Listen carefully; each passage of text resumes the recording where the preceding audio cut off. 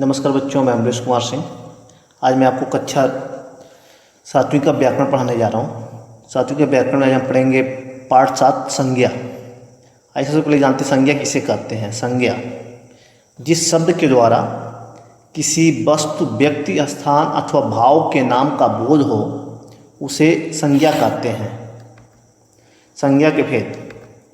मुख्य रूप से संज्ञा के 3 भेद माने जाते हैं, पर कुछ विद्वान इसके 2 भेद और मानते हैं।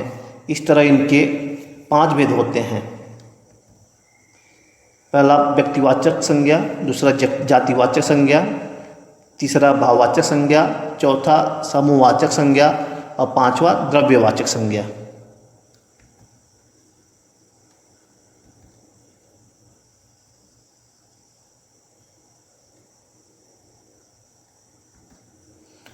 व्यक्तिवाचक संज्ञा किसे कहते हैं?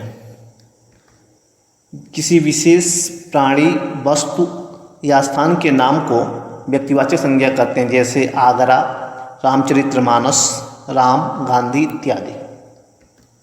जातिवाचक संज्ञा जिस संज्ञा शब्द से पूरी जाति, वर्ग या समुदाय का बोध होता है उसे जातिवाचक संज्ञा कहते हैं, जैसे नदी, सेना, अध्यापक, किसान, सागर, झरना आदि। भाववाचक संज्ञा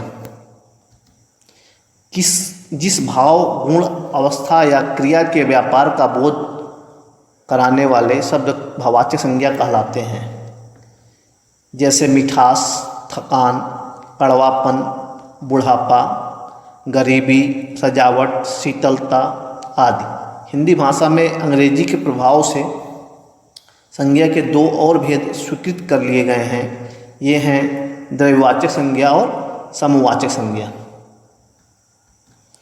द्रव्यवाचक संज्ञा जिन संज्ञा शब्दों से किसी द्रव्य या पदार्थ का बोध होता है उन्हें द्रव्यवाचक संज्ञा कहते हैं, जैसे दूध, पानी, चांदी, तेल, चावल आदि। समूहवाचक संज्ञा जिन संज्ञा शब्दों से एक ही जाति के व्यक्तियों के समूह का बोध होता है उन्हें समूहवाचक संज्ञा कहते हैं, जैसे मेला, सभा, सेना, भीड़, झुंड, गिरोह आदि। भाववाचक संज्ञा बनाना। भाववाचक संज्ञाएं जातिवाचक संज्ञा सर्वनाम, विशेषण, क्रिया तथा अव्यय शब्दों से बनती है। भाववाचक संज्ञा बनाते समय शब्दों के अंत में प्रायः पन, त्व, ता आदि शब्दों का प्रयोग किया जाता है। जैसे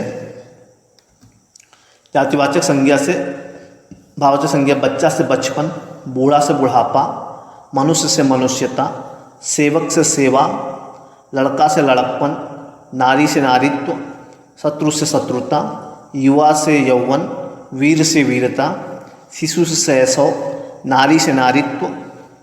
विशेषण से भाववाचक संज्ञा मित्र से मित्रता, मीठा से मिठास, ठंड से ठंडक, गोल से गोलाई, भूखा से भूख, महान से महानता, ऊंचा से ऊंचाई, प्यासा से प्यास, भोला से भोलापन, सफ़ेद से सफ़ेदी। सर्वनाम से भाववाचक संज्ञा मनुष्य से मनुष्यता, स्व से स्वत्व, सम से समता, सर्व से सर्वस्व, निज से निजता। क्रिया से भाववाचक संज्ञा सुनना से सुनाई, सुनवाई, कमाना कमाई, बहना बहाव, काटना कटाई, देखना दिखावा, रोना रुलाई, चलना चाल, देना दान, हंसना हंसी, लिखना लिखावट, लिखाई। धन्यवाद।